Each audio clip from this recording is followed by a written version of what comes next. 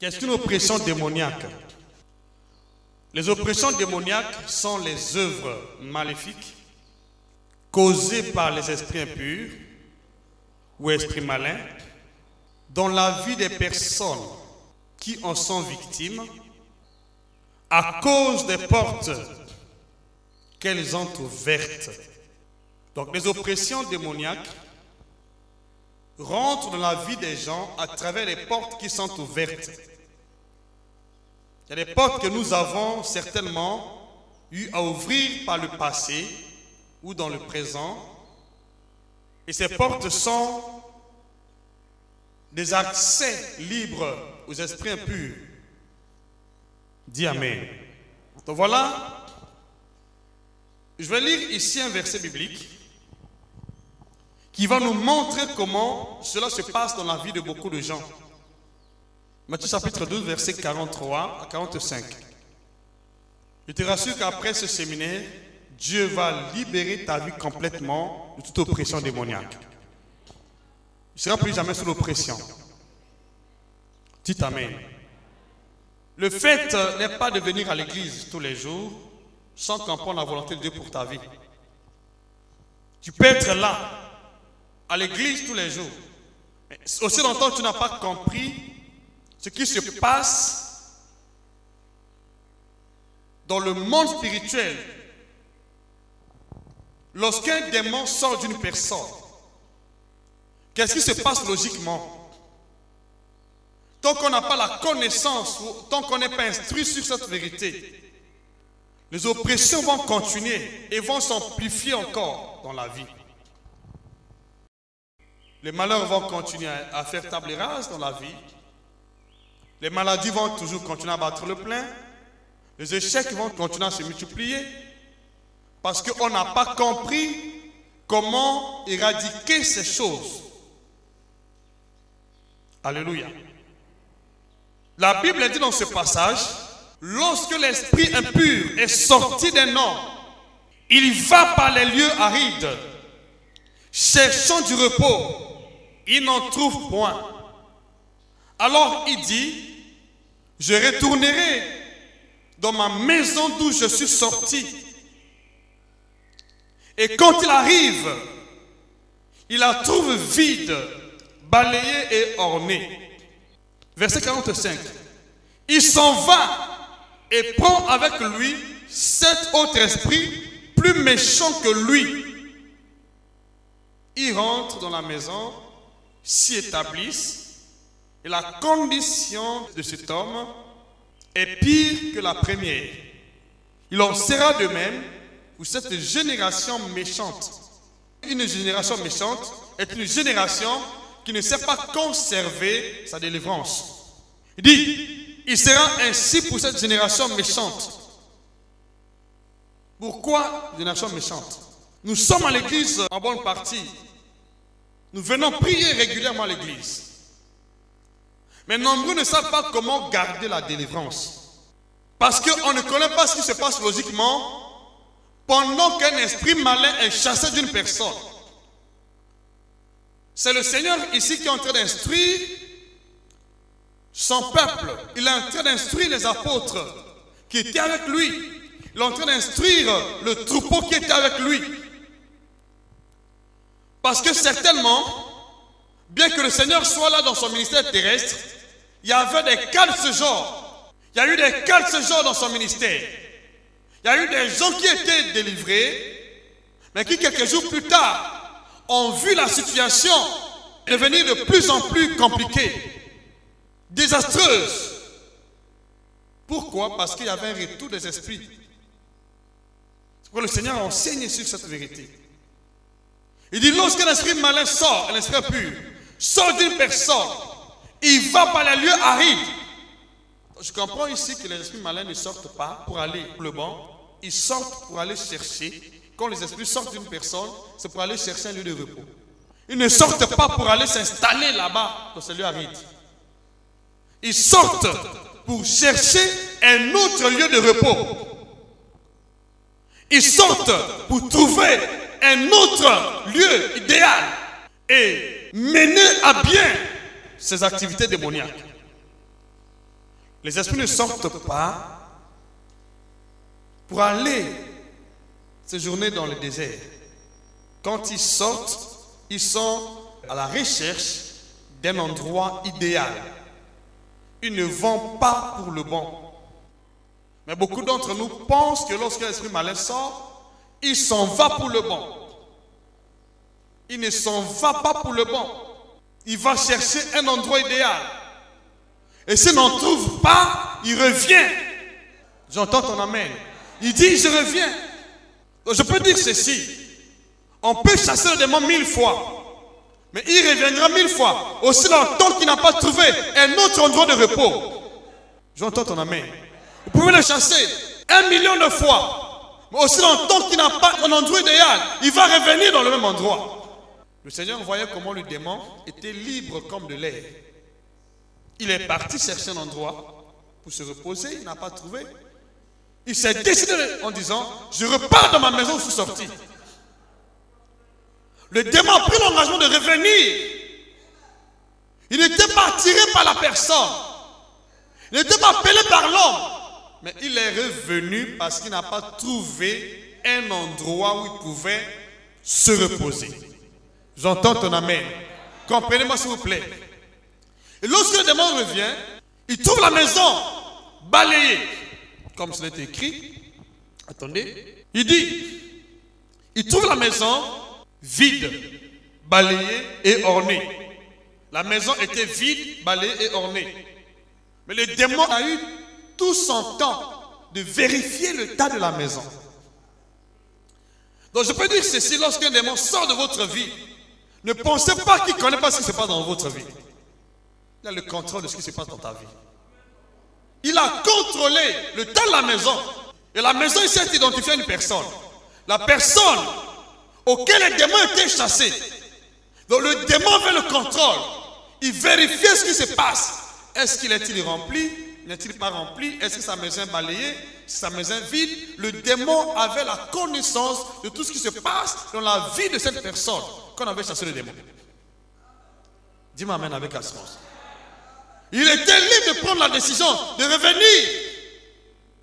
Pas à cause de ses péchés. Pas à cause de sa mauvaise vie. Parce que c'est son endroit idéal. C'est son lieu de repos. Il dit, c'est ma maison. Vous connaissez plusieurs fois lorsque nous cherchons les esprits malins, ils disent quoi? Je ne sors pas. C'est ma maison. D'autres promettent clairement, nous allons revenir. Pourquoi veut toujours revenir? Et une chose est vraie, tous les démons qui sortent, qui ne trouvent pas un lieu d'asile ailleurs, reviennent immédiatement d'où ils sont sortis. Pas à cause de votre état de péché, pas à cause de ce que vous êtes, ou de ce que vous faites, parce que c'est sa maison soi-disant. Et lorsque le démon est venu, après avoir constaté l'état de la maison, il s'est rendu compte que la maison était balayée, elle était arrosée, elle était vide. Donc ce qui signifie que la maison n'était pas souillée. Depuis le jour qu'on avait chassé le démon, la personne ne s'est pas fait souiller. La personne s'est gardée dans un état de sainteté, de pureté. Dis-moi amen avec assurance. Sa vie n'était pas en contact avec ce qui est souillé. Mais le démon a eu quand même l'accès de rentrer, de s'installer de nouveau. On se pose la question, mais comment le démon a pu s'installer sans entrave, sans opposition? Pourquoi? Comment? Et pourtant la maison est balayée. La maison est ornée. La maison est arrosée. Le démon s'installe. Ton amen. Oui, ton amen, je veux bien. Je veux bien ton amen. Pourquoi s'est-il installé? La maison était balayée, ornée, arrosée. Comment ce démon a pu s'installer? Ah, c'est là qu'il faut comprendre. Souvent, on s'accuse mutuellement. Certainement tu as ouvert là. Certainement tu as péché. Après avoir chassé le démon. Certainement tu as péché. Certainement tu as fait ceci. Je te dis, lorsque le démon sort de ta vie, que tu mènes une vie souillée, que tu n'as pas mené une vie souillée, tu rassures, il va revenir. Que tu aies une mauvaise vie ou pas, il va revenir. Ici, la maison est balayée, ornée, arrosée. Mais elle est vide. Le démon est venu. Il a constaté le tas des lieux. Il a vu que la maison était balayée. Elle n'était pas souillée. Elle était bien ornée, bien arrosée. Mais il s'est installé. Bien-aimés, prenons conscience de notre vie. Prenons bien conscience de notre vie. Je dis Amen. Prends bien soin de ta vie. Ce qu'il ne faut pas oublier, c'est que quand l'esprit malin sort, il va revenir. Je veux que tu comprennes cela. C'est la raison pour laquelle nous chassons les démons dans la vie de beaucoup de gens, mais qui se trouvent dans la même condition. Du fait que les démons sont sortis, ils sont revenus. On n'a pas la révélation sur ce point. Pourquoi s'est-il installé? Pourquoi est-il revenu? Parce que ça demeure. Il s'est dit ma demeure. Donc pour arrêter l'hémorragie, oui, il y a des secrets. Tu ne dois plus être la demeure des démons. Première. Comment? Amen, amen. Le démon est parti, il est revenu, la maison balayée, ornée, arrosée, il rentre. Parce que les portes sont ouvertes. Il rentre. Il n'y a pas d'opposition.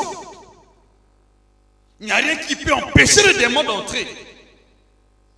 L'accès était libre.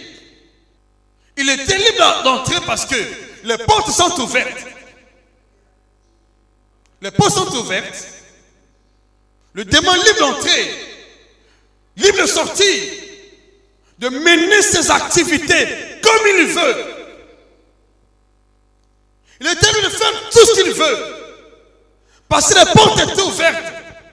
Il avait le contrôle de la vie de la personne. Je prie qu'à partir d'aujourd'hui, qu'aucun démon ne puisse contrôler ta vie. J'entends ton amen. J'entends ton amen. Et la personne qui nous instruit ici, c'est Jésus-Christ lui-même. Jésus n'a pas pu empêcher ce démon de s'installer de nouveau dans la vie de la personne. C'est lui qui parle. C'est lui qui nous instruit. Mais il n'a pas empêché ce démon de s'installer de nouveau dans la vie de la personne. Cela se passe sous ses yeux. Parce qu'il voit ce qui se passe. Mais il n'a pas empêché. Alors je veux que vous compreniez une chose ici. Il y a beaucoup de choses à dire sur ce point. C'est que Dieu a sa responsabilité. Et nous avons notre responsabilité. Je t'en amène. Et j'ai compris ici que la responsabilité de Dieu n'est pas de fermer vos portes. Sa responsabilité se limite en chassant les esprits. Il chasse les esprits dans ta vie. Qui nous a donné la capacité de fermer les portes sur la terre. Dis-moi amen avec assurance. De lier les choses sur la terre. Il dit, ce que nous lions sur terre est lié dans le ciel. Ce que nous lions est lié dans le ciel. Dis-moi amen. C'est à toi, écoutez-moi s'il vous plaît. C'est à toi de prendre l'engagement, l'initiative de fermer les portes de ta vie. Ce n'est pas à Dieu de le faire. Tant que tu ne le fais pas, Dieu ne le fera pas. C'est à toi de le faire. J'entends ton amen. Je veux très bien ton amen. Je veux très bien ton amen. Je veux très bien ton amen. C'est à toi de prendre l'engagement de fermer tes portes. Et avant de les fermer, il faut les identifier. Où se trouvent ces portes? Pour qu'on parle de la délivrance totale, le fait n'est pas de chasser les démons. Lorsqu'on chasse les démons, sans comprendre ces vérités, on sera toujours exposé aux puissances occultes. C'est la raison pour laquelle nous trouvons dans les églises beaucoup de gens qui sont toujours sous oppression, malgré qu'on a prié pour eux, malgré qu'on a chassé les démons. Oui, parce que les portes sont ouvertes, parce que les esprits reviennent. L'homme de Dieu a sa responsabilité. Dieu a sa responsabilité. Et sa responsabilité se limite en chassant les démons par le canal de son serviteur. Mais en ce qui concerne la fermeture des portes, ou l'identification des portes, vous devez consulter Dieu. Il faut consulter Dieu. Seigneur, où sont les portes ouvertes de ma vie? Au premier culte, tu as parlé de Jérémie. Jérémie était un homme de Dieu oint. Un prophète de Dieu, ouais. Dis-moi amen. Et quand nous lisons bien Jérémie chapitre 15, à partir du verset 15 jusqu'à 20, vous allez remarquer une chose. Jérémie était un prophète qui connaissait la parole de Dieu, qui avait recueilli les paroles de Dieu et qui les avait dévorées aussi. Dis-moi amen avec Asma. Jérémie s'est séparé de la mauvaise compagnie. Il s'asseyait solitairement à cause de la puissance de Dieu. Il menait une vie solitaire parce qu'il évitait les mauvaises compagnies. Mais malheureusement, sa situation ne s'était guère améliorée. Sa plaie était douloureuse. Dis-moi amen. Sa plaie était incurable. Mais il s'était séparé. Il s'est posé la question à Dieu. Pourquoi ma plaie était douloureuse? Et pourquoi ma plaie ne veut-elle pas se guérir? Es-tu pour moi une source trompeuse? Une eau dont on n'est pas sûr? Nombreux d'entre nous pensent que Dieu n'est pas véridique. Parce que nous ne connaissons pas la responsabilité de Dieu et la responsabilité qui nous revient.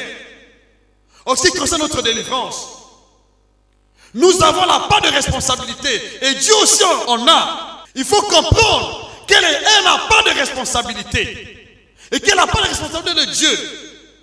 Jérémie dit, j'ai recueilli tes paroles, je les ai dévorées. Mais Dieu voyait autre chose. Dieu voyait que Jérémie n'était pas attaché à sa parole. Jérémie n'était pas rattaché à lui. Jérémie ne s'était pas séparé de ce qui était vil. Donc ça veut dire qu'il y avait des portes. Jérémie n'était pas devant Dieu. Prophète de Dieu, mais pas devant Dieu. J'entends ton amen. Et Dieu a dit, si tu sépares ce qui est vil de ce qui est précieux, tu seras comme ma bouche. Dis-moi amen. Si tu te rattaches à moi, je te répondrai. Et tu te tiendras devant moi. Donc avant, il n'était pas devant Dieu. Où était-il? Il était prophète. Il a recueilli la parole de Dieu. Il les a dévorés. Mais il n'était pas dans la présence de Dieu. Il y avait des choses souillées dans sa vie. Les portes étaient ouvertes. Tu peux venir à l'église. Tu peux lire la parole de Dieu. Mais aussi longtemps que tu n'es pas dans la parole adéquate. Dans la parole qui est destinée pour toi.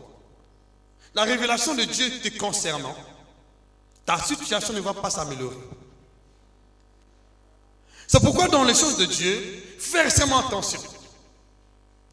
Qu'est-ce que Dieu veut que je fasse? Quel est le message qu'il m'a donné? Quelle est la vision qu'il nous a donnée ou qu'il m'a donnée? Tant que je ne comprends pas ces vérités, je suis dans la généralité. Je peux avoir la connaissance de toute la parole, mais aussi longtemps je ne connais pas ce qui est écrit à mon sujet, ce que Dieu m'a dit, il m'a demandé de faire. Il n'y aura pas de délivrance. Remarquez Jésus-Christ. On l'appelle la parole faite chair. Mais il avait des écritures qu'il était venu accomplir. Il connaissait à la lettre toute parole dans l'écriture qui le concernait. Le problème c'est qu'actuellement, il y a tellement de libertinage spirituel. Nous écoutons partout. Nous pratiquons ce que Dieu n'a pas conseillé de faire. Et c'est pourquoi on se trouve facilement hors du plan de Dieu dans notre vie. Jérémie, c'est un prophète de Dieu. Mais il y avait la douleur continuelle. La plaie incurable. Parce que les portes n'étaient pas fermées. Quelque chose ne marchait pas. C'est ce qui se passe dans la vie de beaucoup de chrétiens aujourd'hui. Le fait n'est pas de venir à l'église. Il faut connaître la volonté de Dieu pour ta vie. Qu'est-ce que Dieu veut que je fasse dans l'église, dans ma vie? Et quelles sont les portes qui sont ouvertes, qui font passer l'ennemi dans ma vie? On peut chasser les démons, mais aussi longtemps que je n'ai pas identifié les puissances occultes dans ma vie, aussi longtemps que je n'ai pas identifié les portes d'entrée de ces puissances, il sera toujours exposé. Pour qu'on parle de la délivrance totale, il y a des points essentiels. Pour que ta délivrance soit totale, ce n'est pas seulement la prière de l'homme de Dieu. La prière de l'homme de Dieu est une étape embryonnaire pour ta délivrance. En bonne partie, la grande responsabilité te revient. Tu as une responsabilité. Dis-moi amen avec assurance. Jérémie avait la responsabilité devant Dieu. C'est un serviteur de Dieu. Dieu ne l'a pas fait à sa place. Dieu voulait que Jérémie connaisse et qu'il parvienne à pratiquer ce que Dieu veut. Dieu voyait bien ce qui n'allait pas dans la vie de Jérémie. Mais il n'a pas fait à la place de Jérémie. Il a demandé à Jérémie de le faire lui-même. Et c'est une chose que nous devons faire, que Dieu ne peut pas faire, c'est à nous de le faire. La fermeté des portes de ta vie, face aux puissances de ténèbres, c'est ta responsabilité. Ce n'est pas la responsabilité de Dieu. Au contraire, il se tient à la porte, il frappe. Il ne donnait pas accès au diable. Éphésiens chapitre 4, verset 27. Ne donnez pas accès au diable. Ne donnez pas accès. Il a chassé les démons, mais c'est à vous de refuser l'accès. C'est à toi de dire non, tu ne rentres pas. Et comment le faire? Comment y procéder? Et c'est là où le bas blesse, j'espère. Aujourd'hui, Dieu va te donner la connaissance. Comment maintenir ta délivrance? Comment être libre de toute oppression démoniaque? C'est possible. Je veux entendre ton amen. C'est possible. Je veux ton amen. Je veux ton amen ici. Dis c'est possible. C'est possible. C'est possible. C'est possible. C'est possible. Dis-moi amen. C'est possible. Après ce séminaire, je te dis, toi qui écoutes et qui s'attelle à mettre en pratique, tu ne seras plus jamais sous l'oppression. Tous ces démons qui t'ont harcelé ne vont plus avoir accès. S'ils continuent à harceler, c'est qu'ils ont l'accès. Est-ce que je peux entendre ton amen? C'est qu'ils ont l'accès.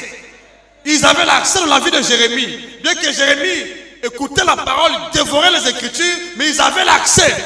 Ils n'étaient pas devant Dieu parce qu'il y avait ce qui était vil, qui s'était attaché à sa vie. Dieu dit, si tu sépares ce qui est vil, ce qui est précieux, si tu te rattaches à moi, il fallait se rattacher et séparer. Et lorsqu'il a séparé, lorsqu'il s'est rattaché à Dieu, la porte des maux, des douleurs hermétiquement fermée. Les maux et les douleurs se sont arrêtés. C'est que la porte est ouverte. N'est-ce pas? Maintenant, identifie tes portes.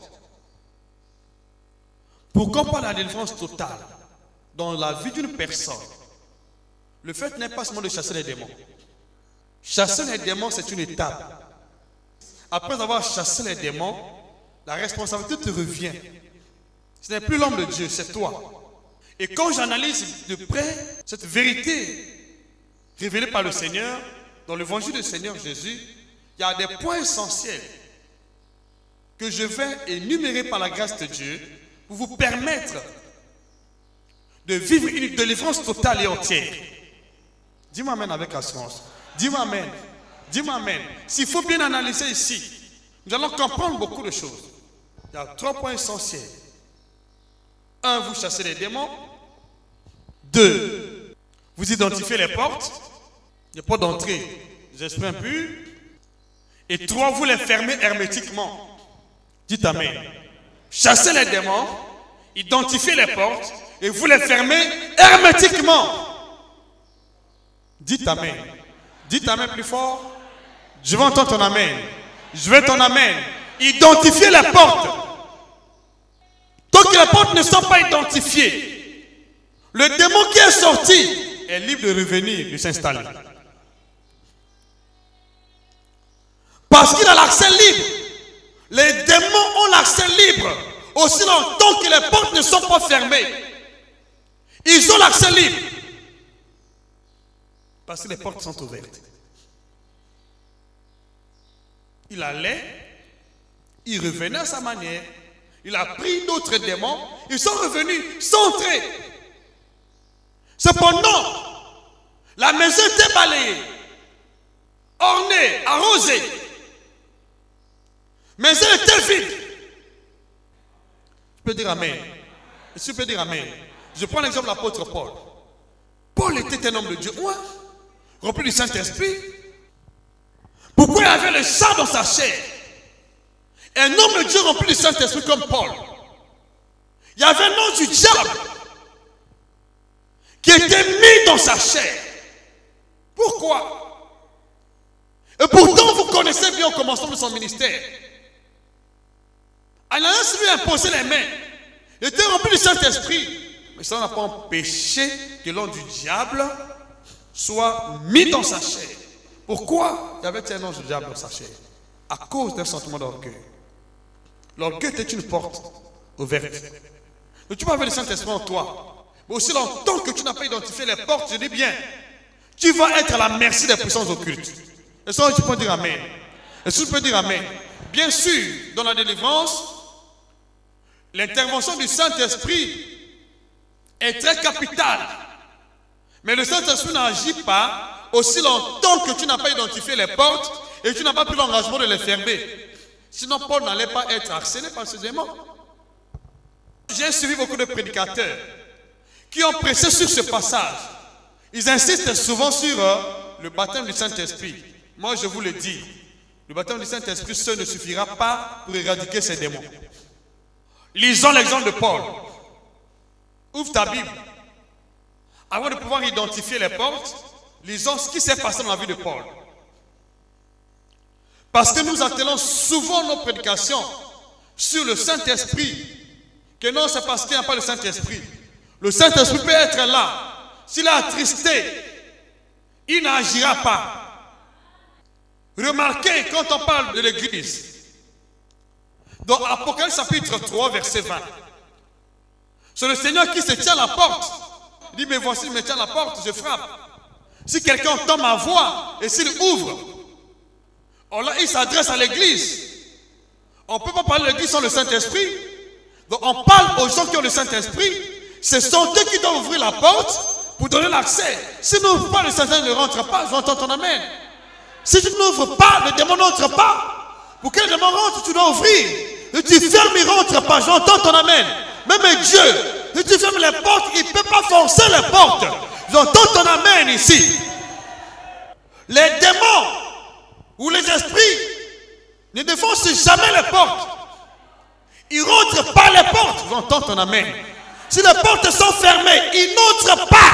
Ne donnez pas accès au diable. Merci Dieu de gloire. Les choses vont changer dans ta vie. J'entends ton amen. C'est possible que tu reçoives ta délivrance totale. C'est possible que tu vives dans la délivrance totale. C'est possible de vivre une vie sans oppression. Je te rassure, c'est possible. Tu vas vivre une vie libre de toute oppression. Alléluia. Dites Amen. Il y a des gens qui viennent nouvellement à l'église, qui ne sont pas encore remplis du Saint-Esprit. Mais ils peuvent aussi expérimenter une délivrance totale. Dites Amen. Si la condition était le Saint-Esprit, tout le monde qui est déjà rempli du Saint-Esprit ne serait plus opprimé. Je prie aujourd'hui que ces portes soient hermétiquement fermées. Je ne peux pas le faire sans toi. C'est avec ton aide. C'est avec ton concours. Je peux t'aider à fermer les portes, mais je ne peux pas les fermer à ta place. Je peux t'aider comment? En les identifiant et en te faisant voir la direction divine qui convient pour fermer chaque porte. C'est ce que nous allons faire ici. Mais c'est toi qui dois prendre la décision de fermer, ce n'est pas moi. Je te montre comment le faire. Dis-moi Amen. J'entends ton Amen. Je veux ton Amen. Mais je ne peux pas le faire à ta place. Je peux te montrer comment le faire. Mais je ne peux pas le faire à ta place. C'est ça le problème. Donc lisons ici ce qui s'est passé avec l'apôtre Paul dans 2 Corinthiens chapitre 12, commençons au verset 7. Paul avait le Saint-Esprit en lui. À la grande surprise, nous allons voir que l'ange du diable était dans sa chair. Où était le Saint-Esprit? Sa responsabilité est de chasser le démon. C'est Dieu. Vous savez, bien aimé, Jésus chassait les démons par le Saint-Esprit, non, n'est-ce pas? Chassait les démons par la parole, par l'Esprit du Père. Mais pourquoi celui qui instruit sur le retour des démons? Pourquoi n'a-t-il pas fermé ses portes? Le Saint-Esprit, sa mission est de chasser les démons en vous. Sa mission n'est pas de fermer tes portes. Ça, c'est ta responsabilité. Et ça, on peut dire amen. Sa mission est de chasser les démons. N'as-tu jamais chassé un démon? Tu l'as déjà fait à plusieurs reprises. Mais pourquoi encore l'oppression? Le Saint-Esprit, c'est l'Esprit du Seigneur. L'Esprit de Christ. L'Esprit de Dieu. C'est lui qui parle en Christ. C'est lui qui nous instruit en Christ. Il voyait comment les démons allaient revenir. Il voyait comment les démons étaient chassés. Ils sortaient. Ils étaient libres de prendre les décisions de revenir. Le Saint-Esprit voyait cela. Il voyait bien. Mais il ne les a pas empêchés. Et comme une fois lorsque le Seigneur était tenté dans le désert, pourquoi le Saint-Esprit n'a pas empêché? Ne confondez pas les choses. Le Saint-Esprit a sa mission en toi. Dis-moi amen. Il te défend à travers la parole. Il ne peut pas te défendre aussi longtemps que tu n'as pas pris la parole en considération. La parole qui révèle lui-même. Il te révèle la parole, c'est à toi d'agir. C'est à toi de pratiquer. J'entends ton amen. Il ne fera pas à ta place. Soit nous attendons que le Saint-Esprit fasse tout ou Dieu fasse tout. Non. Dieu a des responsabilités limitées en nous. Ça, je le dis devant Dieu. Il dit ne donnez pas accès. Ce n'est pas la responsabilité de Dieu de fermer tes portes. Il ne le fait pas. Ne donnez pas accès. C'est ce qu'il a dit. Il dit encore, ce que vous liez sur terre sera lié dans le ciel. Ce que vous liez sur terre, délié sur terre. Sur terre, c'est nous. Nous avons la possibilité de le faire selon sa parole. Sur terre.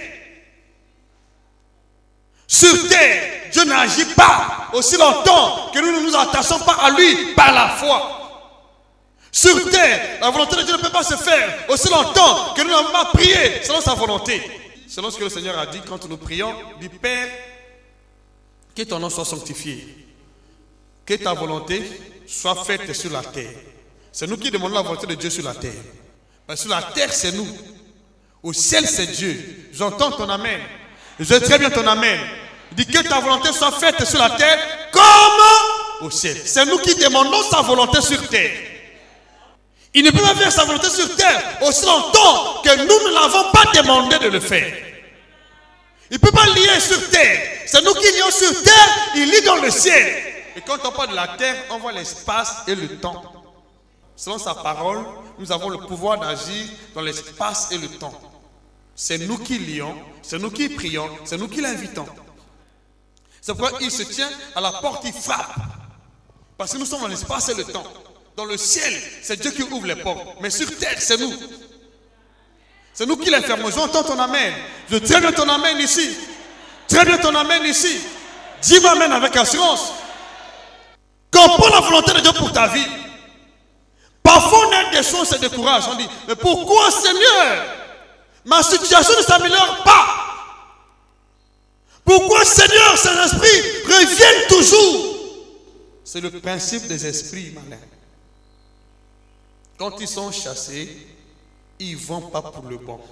Ils sont à la quête des lieux de repos. S'ils n'en trouvent pas, ils reviennent. Ils reviennent. C'est le principe. C'est clair ce que je dis? Est-ce que vous m'entendez? Donc ne dites pas, Matthieu, on a envie de chasser le démon. Pourquoi est-il revenu? C'est qu'il n'a pas trouvé un lieu de repos là-bas. Nous avons subi beaucoup de cas ici, comme ça. Vous priez pour une personne qui était paralytique. Le démon s'en va, il est restauré. Et quelques jours plus tard, il s'éclipse, il ne vient plus à la prière. Mais il oublie que le démon va revenir. Et quand l'esprit réapparaît, il se présente encore de nouveau. Prie pour moi. Mais il oublie qu'il y a plus de démons qui sont venus dans sa vie. Dis-moi amen. Ayez ça dans votre pensée. Lorsqu'on chasse un démon, ne pensez pas que vous êtes libre. Vous n'êtes pas encore libre parce que les portes ne sont pas fermées. Pour que vous soyez libre, il faut disposer le temps d'examiner ou d'identifier les portes et fermer-les. restez dans la présence de Dieu. Ça va sécuriser votre délivrance. Ça va garantir votre délivrance. Sinon, ça va revenir. La raison pour laquelle nombreux d'entre nous ont jugé les hommes de Dieu en disant ce sont des faux miracles. Ce ne sont pas des faux miracles. Ce sont des vrais miracles. C'est que vous n'avez pas compris le principe des esprits. Tous les esprits malins qui sont des êtres humains reviennent immédiatement quand ils n'ont pas trouvé un repos ailleurs. Ils reviennent. S'ils sont 10, ils reviennent. Et cette fois-ci, imaginez, 10 fois 7. S'il y a un esprit, il ramène 7 autres esprits. Avec lui, ça fait 8. Bon, s'ils sont 10, ils vont revenir combien? C'est pourquoi souvent je n'aime pas prendre le risque de prier pour les gens qui sont sous le coup du retour des esprits malins. On a prié pour toi, tu as reçu la délivrance, la guérison, tu as foutu l'église. Et quand les esprits reviennent, tu viens me voir. J'ai chassé 3, tu as ramené 30, mais comment? Si tu es sûr que tu en as déjà obtenu, sois jaloux. Parce que ce n'est pas facile de maintenir la délivrance. Il faut avoir la connaissance de la parole de Dieu. Une connaissance authentique. Connaissance véritable. Ce n'est pas parce que tu es homme de Dieu. On n'est pas immunisé contre les démons parce qu'on les a chassés. Ou parce qu'on est rempli du Saint-Esprit. On est immunisé lorsqu'on prend les précautions de fermer les portes. La seule possibilité qui nous permet d'être immunisés contre les démons, c'est d'identifier les portes et les fermer. Nous sommes les prier au nom de Jésus, au nom de Jésus, te chasse. Ils vont partir, ils vont revenir. La seule manière de s'immuniser contre les démons, c'est d'identifier leurs portes et les fermer. Tant que les portes ne sont pas identifiées, tant qu'elles ne sont pas fermées, vous ne serez pas immunisés contre les esprits malins. Ils vont aller et revenir. Ils vont aller et revenir. Je dis, c'est bien le principe. Le principe des esprits malins. Ici, nous lisons ce qui s'est passé avec Paul. 2 Corinthiens chapitre 12, verset 7. La Bible dit: pour que je ne sois pas enflé d'orgueil, à cause de l'excellence de ces révélations, il m'a été mis une charge dans la chair, un ange de Satan pour me souffloter et m'empêcher de mon orgueil. Je pose la question: qui avait mis l'ange de Satan dans la chair de Paul? Est-ce que c'est Dieu? Ce n'est pas Dieu. Dieu chasse les démons. Dieu ne met pas les démons dans la vie d'une personne. J'entends ton amen. Ce n'était pas Dieu. Qu'est-ce qui a fait que l'ange du diable soit mis dans sa chair? Parce qu'il dit, pour que je ne sois pas enflé d'orgueil. C'est qu'il y avait l'orgueil qui était identifié comme porte. L'orgueil a ouvert la porte. Et l'ange du diable était mis dans sa chair. Et pourtant, cet homme de Dieu rempli du Saint-Esprit. Où du Saint-Esprit? Ouvre ta Bible. Actes chapitre 10. Durant ce séminaire-là, où à partir d'aujourd'hui, l'oppression va s'arrêter dans ta vie. Dis-moi même avec assurance. Et quand le Saint-Esprit sera là, il va encore plus t'aider à chasser les démons. Mais les portes sont déjà fermées. Peut-être que quand le Saint-Esprit sera là, tu n'auras même plus de démons dans ta vie. Actes chapitre 9. Commençons au verset 17. On va voir ce qui s'est passé avec la Paul. Est-ce que Paul était rempli du Saint-Esprit? Oui. Mais est-ce qu'il n'y avait pas une écharpe dans sa chair? Il n'y a pas eu un ange du diable? Où était le Saint-Esprit? Écartez l'hypothèse qui dit que la maison était vide, c'est pourquoi les démons sont rentrés. Ce n'est pas ça. Les démons sont rentrés parce que la maison était vide, mais les portes étaient ouvertes. Le démon était libre d'aller et revenir et contrôler la personne sans difficulté, sans opposition, sans rencontrer une prière. Alléluia. La Bible dit dans ce passage, Ananias sortit et lorsqu'il fut arrivé dans la maison, il a posé les mains à Saul en disant: Saul, mon frère, le Seigneur Jésus qui t'est apparu sur le chemin par lequel tu venais m'a envoyé pour que tu recouvres la vue et que tu sois rempli du Saint-Esprit. Il était rempli du Saint-Esprit. Verset 18. Au même instant, il tomba de ses yeux comme les écailles. Et il recouvra la vue. Et se leva. Et il fut baptisé. Il fut baptisé. Il était baptisé. Il était rempli du Saint-Esprit. Le Saint-Esprit n'a pas empêché que les chars de femmes mises dans sa chair n'a pas empêché. Où était le Saint-Esprit? Il était là. Mais pourquoi n'a-t-il pas empêché? Bien aimé, lorsqu'il y a des portes ouvertes, le Saint-Esprit ne fera rien. Celui qui a dit ne donnez pas accès au diable. Donnez pas accès au diable. Donnez pas accès au diable. C'est lui qui a dit. Comment? En identifiant les portes, après avoir chassé les démons, fais bien l'examen de ta conscience. Où sont les portes qui sont ouvertes dans ma vie? Quelles sont les portes ouvertes dans ma vie? Il y a toutes les portes qui sont ouvertes dans ma vie.